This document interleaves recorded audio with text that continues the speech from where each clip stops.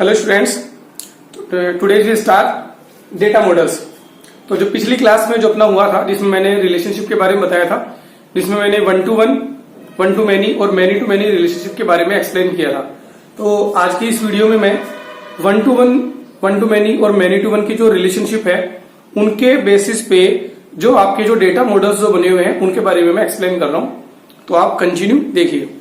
तो देखिए कि इंट्रोडक्शन टू आरडीएफएस अपना टॉपिक चल रहा है, बी वोकेशनल के जो आप स्टूडेंट हैं, और आपके जो सिलेबस के अकॉर्डिंग अपन डिस्कस कर रहे हैं आगे। तो इसमें अगला जो टॉपिक आपका है डेटा मॉडल्स। तो डेटा मॉडल्स क्या होता है कि आप जो भी आपके पास जो डेटा होता है उसको आप किस प्रकार से अरेंज करते हैं। तो जिस तरीके से हम उसको अरेंज करते हैं तो वो आपका डेटा मॉडल कहलाता है। डेटा मॉडल्स मीन्स आप वैसे समझते होंगे कि अगर हम कोई भी स्ट्रक्चर बनाते हैं, आप जो फैशन डिजाइनिंग के स्टूडेंट है तो आपको ज्यादा पता होगा कि कोई भी जो मॉडल है वो आपके लिए एक तरह से ये है कि एक नमूना, अगर हिंदी में बात करें कि आपने किस तरह का एक स्ट्रक्चर बनाया हुआ है, तो जो अलग अलग जो स्ट्रक्चर हम बनाते हैं उसको हम डेटा मॉडल कहते हैं। तो डेटा बेस में जब हम डेटा को मैनेज करते हैं तो हम कई अलग अलग तरीकों से डेटा को मैनेज करने का ट्राई करते हैं। तो यहाँ पे क्या हम वीडियो में आगे बढ़ने से पहले चैनल को सब्सक्राइब कर दीजिए और बेल आइकन पर क्लिक कर दीजिए। बात करेंगे, एक तो डेटा मॉडल जो होता है वो होता है आपका hierarchical data model. Hierarchical data model होता है जैसे लाइक के पेरेंट्स और child relationship. Parent child relationship का मीन है कि यहाँ पे आपका one two many relationship work करता है, जिसमें आपको यहाँ पे जैसे एक पेरेंट है, जैसे कि मैं यहाँ पे कहूं कि एक पेरेंट है और उसके चाइल्ड 1 और चाइल्ड 2, यहाँ पे दो इस तरह की रिलेशनशिप को बनाया जाता है, मतलब चाइल्ड 1 और चाइल्ड 2। तो यहाँ पे one two many relationship work करती है। तो इसमें समझने वाली बात यह है कि एक पेरेंट के एक से अधिक चाइल्ड हो सकते हैं, जिसको कि हम वन टू मैनी रिलेशनशिप कह सकते हैं। लेकिन ऐसा नहीं होता है कि बहुत से चाइल्ड्स के, जैसे यहाँ पे ये लेवल जो जाएगा वन टू मैनी जाएगा, न कि मैनी टू वन जा सकता है, ऐसा पॉसिबल नहीं है। तो ये कहलाता है आपका हियरार्किकल डेटा मॉडल, ठीक है, जिसको हम हिंदी में अगर बात करें तो श्रेणीबद्ध भी हो सकता है, क्योंकि इसमें लेवल टू लेवल वर्क होता है। जो हमारा जो कंप्यूटर सिस्टम जो होता है या जो डेटाबेस जो मैनेज होता है, जिसमें एक बड़े लेवल पे जो डेटा मैनेज है, उस डेटा को अलग अलग लेवल पे डिवाइड कर दिया जाता है। कि जैसे एक बड़ा डेटाबेस जो हमारे पास है, जैसे कि मान लो कि मैं बात करूं कि अगर स्कूल का एग्जाम्पल लूं या कॉलेज का एग्जाम्पल लूं, तो कॉलेज में BA, BCom और BSc इस तरह की 3 डिवाइडेशन है। तो जो भी डेटा बना हुआ है तो उसमें हमने 3 तरीके से डिवाइड कर दिया कि BA, BCom, BSc और एनीथिंग BVoc, एनीथिंग जो भी है, तो अलग अलग डिवाइडेशन जो हो रहा है, तो डेटा का जो डिवाइडेशन हो जाता है वो आपका हियरार्किकल डेटा मॉडल कहलाता है। तो ओके स्टूडेंट्स, कंटिन्यू आप। तो नेक्स्ट होता है अपना network data model. Network data model जो होता है उसमें क्या होता है कि आपका जो डेटा होता है वो अलग अलग जगह पे होता है, लेकिन ये किसी नेटवर्किंग के माध्यम से आपस में कनेक्टेड होता है। वो कैसे, जैसे मैंने यहाँ पे लिख दिया है कि जैसे स्टूडेंट 1 है, स्टूडेंट 2, स्टूडेंट 3। तो यहाँ पे जो 3 स्टूडेंट जो है वो अलग अलग सब्जेक्ट लेते हैं, जैसे कि मैंने लिखा हिंदी, इंग्लिश, मैथ और SST। तो यहाँ से जैसे स्टूडेंट 1 ने इंग्लिश भी ले रखी है, स्टूडेंट 2 ने मैथ्स ले रखी है, स्टूडेंट 3 ने SST ले रखी है। लेकिन ये आपस में इस तरह से अगर कनेक्टेड है, जैसे मैंने बोला कि ये S3 है, ये इसने ये डेटा ले रखा है और इसने ये ले रखा है, इसने ये ले रखा है, तो आपस में अगर ये जो कनेक्शन जो बनाए हैं हमने, तो ये कहलाते हैं आपके नेटवर्क डेटा मॉडल, ठीक है। जैसे कि आप समझते हैं कि जैसे कंप्यूटर जो है वो आपस में एक जगह इकट्ठे होते हैं, तो आपस में कनेक्टेड है। तो किसी न किसी तरीके से अगर आपस में उनको अपने को कनेक्टेड करना होता है, जैसे कि BA, BCom और BSc के स्टूडेंट हमारे पास हो सकते हैं, आर्ट्स के जो स्टूडेंट्स जो है वो आपस में किस तरह से कनेक्टेड है कि स्टूडेंट 1, स्टूडेंट 3 और उनके पास अलग अलग सब्जेक्ट है। कि जो हिंदी का जो सब्जेक्ट का जो टीचर है, हिंदी सब्जेक्ट का जो टीचर है वो आपका सभी स्टूडेंट्स को पढ़ा सकता है और वो स्टूडेंट 3 को भी टीचिंग करवाता है, और जो स्टूडेंट 3 है उसके पास हिंदी भी है, उसके पास इंग्लिश भी है और मैथ्स भी है। तो आपस में जो क्रॉस रिलेशनशिप जो होती है, उसको हम नेटवर्क डेटा मॉडल कहते हैं। जब हम आरडीएफएस की बात कर रहे हैं या MS Access की बात करेंगे, तो वहां पे जहां पे हमने अलग अलग जो टेबल बनाई हुई है, तो अलग अलग टेबल जहां पे बनाई हुई है, तो वहां पे उनको आपस में कनेक्टेड करना जरूरी है। मतलब कि एक तरह से हम ये कह सकते हैं कि जितनी भी जो एंटिटी होती है उनको आपस में कनेक्ट किया जाए। तो ये बहुत ज्यादा जरूरी है कि एंटिटी को आपस में कनेक्ट करना। थर्ड जो हमारा मॉडल होता है वो होता है रिलेशनल डेटा मॉडल। तो रिलेशनल डेटा मॉडल का मतलब होता है रिलेशनल, जिसकी हम बात कर रहे हैं। एक मॉडल और मैं बता दूं इस मॉडल को कहा जाता है ER मॉडल। ER मॉडल भी होता है जो कि आपके सिलेबस में नहीं है। ER मॉडल का मीन्स होता है एंटिटी रिलेशनशिप मॉडल, जिसमें सभी कुछ एक डायग्राम के थ्रू बनाया जाता है। मतलब कि आपको ग्राफिकल रिप्रेजेंटेशन देनी होती है अपने डेटा की। वो कैसे? जैसे मैं यहाँ पे एक बार डिलीट कर देता हूं।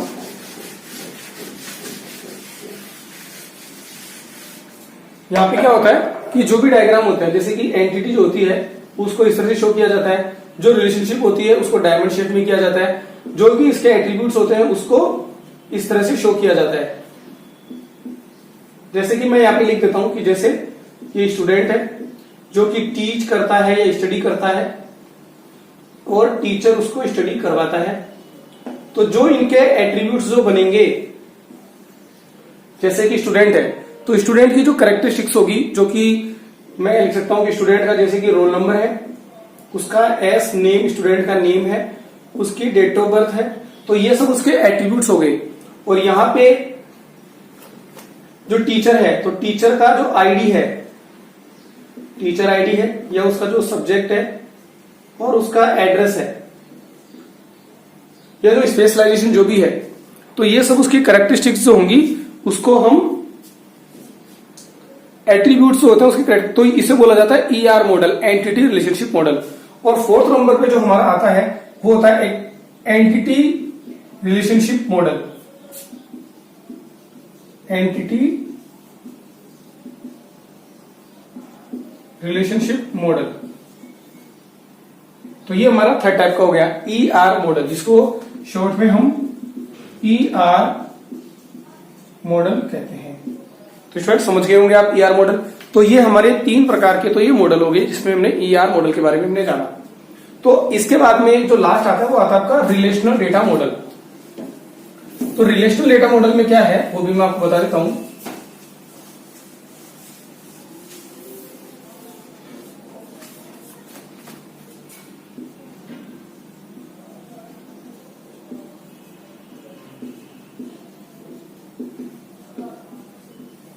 ये आपका एक तरह से टेबुलर फॉर्म में होता है, मतलब कि टेबल बना के जो डेटा को कनेक्ट किया जाता है उसको बोला जाता है रिलेशनल डेटा मॉडल। जिसमें कैसे होता है, जैसे कि एक टेबल मैंने यहाँ पे बना दी है और इसमें मैंने रिकॉर्ड एंटर किया।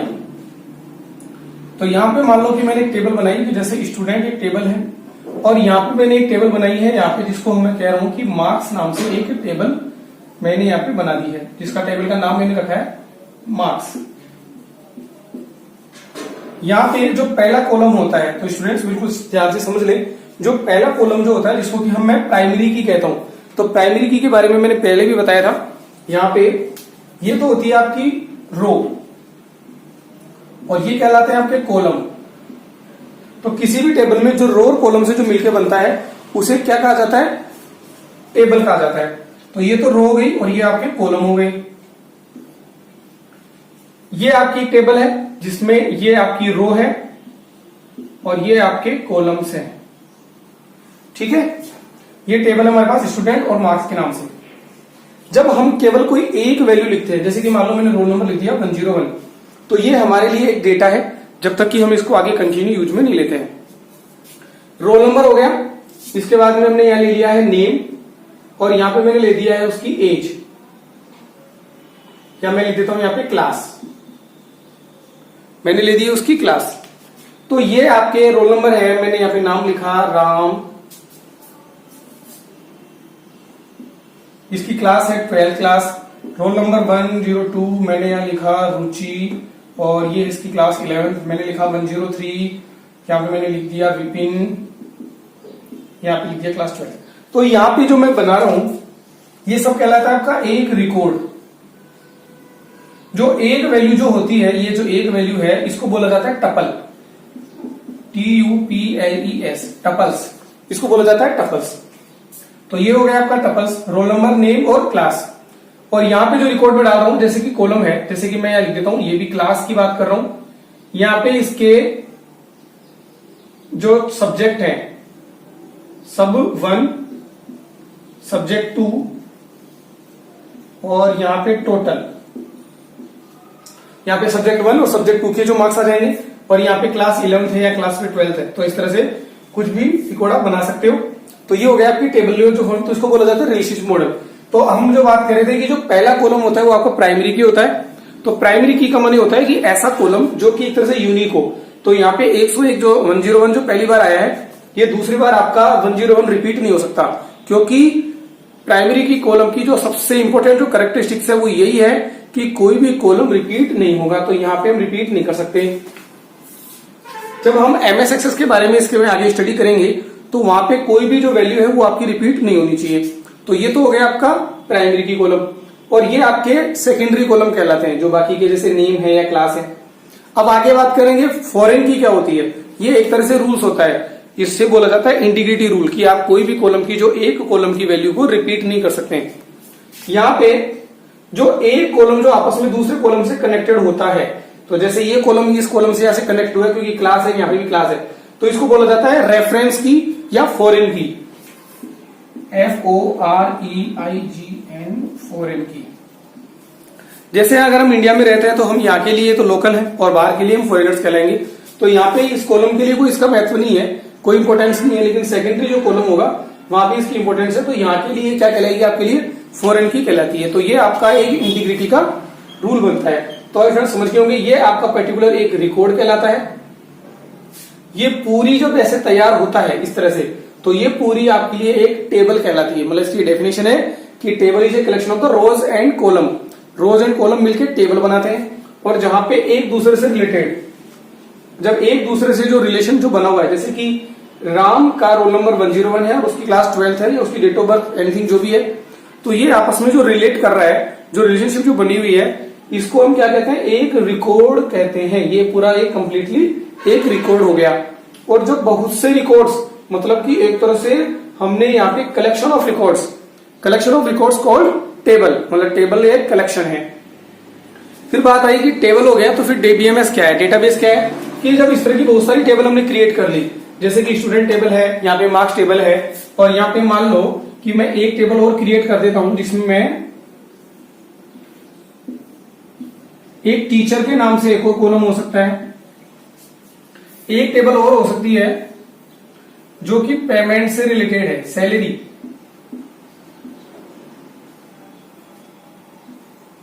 मैंने यहां लिख लिया है। तो ये जो अलग अलग जो टेबल हमने जो यहां पे क्रिएट की है, तो ये भी आपस में कनेक्टेड हो सकता है। जैसे टीचर का है, TID है, उसका नेम है, उसका सब्जेक्ट है, उसका एक्सपीरियंस है, यहाँ पे सैलरी में टीचर का ID है, उसकी बेसिक सैलरी है, उसका इंसेंटिव है, और जो टोटल सैलरी है। तो ये जो मैं बना रहा हूं, ये आपके लिए रिलेशनशिप डेटा मॉडल का मतलब क्या हुआ कि अलग अलग कॉलम के बेस पे जो बहुत सी जो टेबल आपस में जो कनेक्टेड हुई है, इसे हम बोलते हैं रिलेशनल डेटा मॉडल, क्योंकि हमने एक दूसरे में रिलेशन बनाया। और जब इस तरह से बहुत सी जो टेबल्स होती हैं, बहुत से टेबल्स का बहुत सारा डेटा जो इकट्ठा हो जाता है, तो इसे बोला जाता है रिलेशनल डेटाबेस मैनेजमेंट सिस्टम। तो इसको बोला जाएगा RDBMS। तो स्टूडेंट्स आपके समझ में आ गया होगा कि RDBMS बना कैसे। तो RDBMS की जो थ्योरी थी वो ये थी कि आपस में जो अलग अलग जो टेबल बनी हुई थी उनको हम आपस में कनेक्ट कैसे करें। तो कनेक्ट करने का मीन आप यहाँ पे समझ गए होंगे कि रिलेशनल डेटा मॉडल में हम जो टेबल जो हम बात कर रहे हैं उस टेबल को आपस में हम कनेक्टेड करते हैं। तो 1 मिनट आपका जो सिलेबस था उसके अकॉर्डिंग हम बात कर रहे थे, जिसमें हमने देख लिया कि जो डेटा मॉडल्स के बारे में मैंने बताया, तो डेटा मॉडल के अंदर जिसमें हमने देखा कि रिलेशनल डेटा मॉडल था, नेटवर्क डेटा मॉडल था, और RDBMS में हमने यहाँ पे कंटिन्यू देख लिया है कि एंटिटी रिलेशनशिप मॉडल के बारे में मैंने बताया। टपल्स आप समझ गए होंगे कि पर्टिकुलर कोई एक रिकॉर्ड को हम यहाँ पे एक टपल कहते हैं, इसको हम यहाँ पे रो कहते हैं। एट्रीब्यूट्स आप समझ गए होंगे, ये सब आपके एट्रीब्यूट्स हैं। और जब ER मॉडल में जब देख रहे थे कि जो भी कैरेक्टरिस्टिक्स जो बनती है, जिसको कि हम ओवल शेप में बनाते हैं इस तरह से, जैसे कि एक एंटिटी है जिसको ओवल शेप में बना रहे, तो उसको बोला जाता है एट्रीब्यूट्स। समझ गए होंगे। यहाँ पे जैसे कोई एंटिटी है, मैं दोबारा रिपीट कर रहा हूं, तो ये आपका जो ओवल शेप में जो बनता है इसको बोला जाता है एंटिटी। जैसे ये तो हो गया आपकी एंटिटी, जैसे कि मैंने यहाँ पे ले लिया कि स्टूडेंट अगर एक एंटिटी है तो रोल नंबर एंटिटी है, उसका एज एंटिटी है। प्राइमरी की को अंडरलाइन किया जाता है, यहाँ पे भी प्राइमरी की कॉलम आपका रोल नंबर है, यहाँ पे प्राइमरी की आपका क्लास है, यहाँ पे टीचर का जो आईडी होता है, टीचर आईडी, स्टाफ आईडी, वो भी जो कि यूनिक होते हैं, जो कि रिपीट नहीं होते हैं, और पहला कॉलम ही, फर्स्ट कॉलम जो होता है वो भी आपका प्राइमरी होता है। फर्स्ट कॉलम इज प्राइमरी की, और रिपीटेशन नहीं होता है, और उस कॉलम को ब्लैंक नहीं छोड़ा जा सकता है। बिल्कुल कंटिन्यू ध्यान रखें, उस कॉलम में primary key column can not be null, उसको नल नहीं छोड़ा जा सकता। नल का मीन होता है कि ब्लैंक नहीं छोड़ सकते। हो सकता है किसी स्टूडेंट्स की आपको क्लास नहीं पता हो, न्यू एडमिशन हो, लेकिन उसका अगर रोल नंबर हो तो कैसे काम चलेगा। अगर कोई टीचर है तो हो सकता है कि उसका सब्जेक्ट नहीं पता हो, उसका ईमेल आईडी नहीं पता हो, उसकी डेट ऑफ बर्थ नहीं पता हो, लेकिन ऐसा तो पॉसिबल है ही नहीं कि आप उसका टीचर आईडी हो ही नहीं, और टीचर आईडी के बिना कोई भी पेमेंट वगैरह नहीं हो सकता है, तो वो भी जरूरी है। कॉलम नेम आप समझ गए होंगे, ये आपके कॉलम नेम कहलाते हैं, जो कि ये फील्ड नेम है। और टेबल नेम आपने देख लिया है, प्राइमरी की के बारे में मैंने बता दिया आपको। और इसके बाद में जो हम बात करें, set of columns used to uniquely identify rows a table, तो यहाँ पे कम से कम टेबल में जो रूल्स है, एक अच्छा डेटाबेस उसे कहेंगे, एक अच्छा आरडीबीएमएस उसे कहेंगे जहां पे एक कॉलम आपका प्राइमरी की हो। Next thing is that composite primary की, जहां पे एक से एक कॉलम प्राइमरी की के रूप में वर्क नहीं कर सकता, लेकिन एक से अधिक कॉलम मिलकर प्राइमरी की अगर वर्क करते हैं तो उसे बोला जाता है कंपोजिट प्राइमरी की। फॉर एग्जाम्पल कि मान लो कि रोल नंबर अगर उस कॉलम में नहीं होता, लेकिन नेम और फादर्स नेम मिलके, क्योंकि हम जैसे आइडेंटिफाई करते हैं, जैसे आप क्लास में स्टूडेंट्स हो, आपका अगर रोल नंबर आइडेंटिफाई नहीं हो पा रहा है तो आपका नेम और आपका जो फादर्स नेम है वो मिलके भी तो एक प्राइमरी की का वर्क कर सकते हैं। तो जब एक से अधिक कॉलम, एक से मल्टीपल कॉलम्स मिलके अगर प्राइमरी की का वर्क कर रहे हैं और आपके डेटा को यूनिकली आइडेंटिफाई कर पा रहे हैं, तो उसे कंपोजिट प्राइमरी की कहा जाता है, कंपोजिट प्राइमरी की कहेंगे। उसके बारे में हम बात करेंगे। जहां पे एक कॉलम प्राइमरी की नहीं होता उसको कंपोजिट प्राइमरी की होगा। फॉरेन की मैंने आपको बता दिया कि एक कॉलम जो दूसरी टेबल से जो रिलेट करता है उसको फॉरेन की कहा जाता है। तो किसी भी तरीके की जो रजिस्टर है, अगर स्कूल की हम बात करें तो कहीं ना कहीं आपस में टेबल में कनेक्टेड है। स्टूडेंट टीचर से कनेक्टेड है, टीचर है जो सैलरी से कनेक्टेड है, स्टूडेंट है वो जो लाइब्रेरी से कनेक्टेड है, लाइब्रेरी है जो लाइब्रेरियन से कनेक्टेड है। तो आपस में जो कनेक्शन बना हुआ है उसे, जो ये जो कनेक्शन हमने जो यहाँ पे बनाया है, ये आपका फॉरेन की है। और तो कम से कम एक कॉलम तो मैचिंग होना ही चाहिए। तो इंटीग्रिटी रूल्स की हम बात कर रहे थे। तो इंटीग्रिटी रूल्स का मतलब होता है जहां पे हम कुछ डोमेन इंटीग्रिटी, देखो डोमेन इंटीग्रिटी का मीन्स क्या होता है, जो इंपॉर्टेंट टॉपिक है, आज मैं उसको फिनिश कर देता हूं अभी इसी क्लास में, कि डोमेन जो है, डोमेन का मतलब होता है data type. Domains means data type. अब डेटा टाइप क्या है, जैसे कि यहाँ पे नेम है तो यहाँ पे आप नंबर तो नहीं ले सकते ना, यहाँ पे आपको डिजिट ही तो नहीं लिख सकते। एक क्लास है तो क्लास में आप कैरेक्टर तो नहीं लिख सकते। तो अगर आप जो सूटेबल जो डेटा टाइप जो आप लेते हो उसे कहा जाएगा। जैसे रोल नंबर में तो नंबर टाइप का होना चाहिए, इसमें आप इंटीजर टाइप की वैल्यू डाल सकते हैं, लेकिन कैरेक्टर प्रकार की नहीं डाल सकते। इसी तरह से नेम है, ना बोलो कि किसी का रोल नंबर जो नेम है वो 150 है, तो ऐसा तो पॉसिबल नहीं है। तो डोमेन मीन्स आप जो डेटा डाल रहे हो वो उसी के अकॉर्डिंग ही डेटा टाइप होना चाहिए। जैसे अगर मैं यहाँ पे क्लास ले रहा हूँ या सब्जेक्ट है, सब्जेक्ट 1, 2, 3, 4 तो नहीं हो सकता ना, तो उसका करेक्टर टाइप का ही होना चाहिए। तो जो करेक्टर टाइप का जो हो रहा है उसे बोलेंगे। अब जैसे टोटल है तो जो टोटल होगा वो तो इंटीजर टाइप का होगा, ये लॉन्ग इंटीजर टाइप का होगा। जब हम एक्सेस के बारे में जब डिस्कस करेंगे तो मैं आपको डेटा टाइप के बारे में अगली क्लास में बता दूंगा। तो डेटा टाइप का मतलब होता है कि आपका जो वैल्यू जो आप ले रहे हो वो किस टाइप की है, इंटीजर प्रकार की है, करेक्टर की है, या जो न्यूमेरिक्स है, या ऑब्जेक्ट टाइप की है, ग्राफिकल भी हो सकती है। तो वो हमको जरूर देखनी होगी। डोमेन इंटीग्रिटी मीन्स कि जो सूटेबल डेटा टाइप का आपको यूज करना चाहिए। तो जब हम टेबल बनाते हैं उसी समय इस चीज को हम मेंशन कर देते हैं कि roll number is a integer primary key, name is a character. Name जो है वो आपका करेक्टर डेटा टाइप का है। जब एक्सेस के बारे में हम देख रहे थे तो वहां पे हमने देखा कि अगर हम किसी की फोटो अगर ले रहे होते हैं तो हमको वहां पे ओएलई लेते हैं, ऑब्जेक्ट लिंकिंग एम्बेडिंग करते हैं। वहां पे अगर हम किसी के बारे में अगर हम उसका रिज्यूम बना रहे हैं या उसकी जो मार्कशीट अपलोड कर रहे हैं तो वो आपका अटैचमेंट पीडीएफ के रूप में हो सकता है। तो डेटा का फॉर्मेट अलग अलग हो सकता है। एंटिटी इंटीग्रिटी का मतलब है कि कोई प्राइमरी की कॉलम जो होता है जिसको हम ब्लैंक नहीं छोड़ सकते। और तीसरा होता है रेफरेंशियल इंटीग्रिटी की आपस में एक दूसरे के कनेक्टेड होनी चाहिए। तो आज का जो टॉपिक था वो लगभग इतना ही था। तो शॉर्ट तरीके से मैंने आपको काफी कुछ एक्सप्लेन कर दिया है। तो फिर मिलेंगे अगली क्लास में। जो आप फैशन डिजाइनिंग स्टूडेंट हो, एलिन जो ग्रुप के जो आप कंटिन्यू है, तो नेक्स्ट वीडियो में मैं आगे जो आपका जो टॉपिक है उसके बारे में डिस्कस करूंगा। तो हमारा वीडियो कैसा लगा उसके बारे में आप जरूर बताएं और अपना फीडबैक जरूर दें। कमेंट करके आप पूछ सकते हैं और व्हाट्सएप ग्रुप के अकॉर्डिंग आप मतलब उससे कनेक्टेड है तो वहां पे अगर आपकी कोई प्रॉब्लम हो तो कर सकते हैं। नेक्स्ट क्लास में इनके क्वेश्चंस के बारे में मैं डिस्कस करूंगा। कंटिन्यू जुड़े रहिए। और आपको मैसेज है कि गूगल मीट पे अगर ये प्रॉब्लम सॉल्व नहीं हो पाती है, क्योंकि मैंने देखा है कि नेटवर्किंग वाली प्रॉब्लम आ रही है, स्टूडेंट सेम टाइम पर कंप्लीटली क्लास ले नहीं पाते हैं, और मैं मेरा पूरा जो प्रैक्टिस करवा रहा हूं, तो आप कंटिन्यू जुड़े रहिए और जो भी फीडबैक हो मुझे बता सकते हैं। अगर आपको कोई डाउट हो तो आप मुझे कॉल भी कर सकते हैं। तो ओके स्टूडेंट्स, फिर मिलेंगे अगली वीडियो में।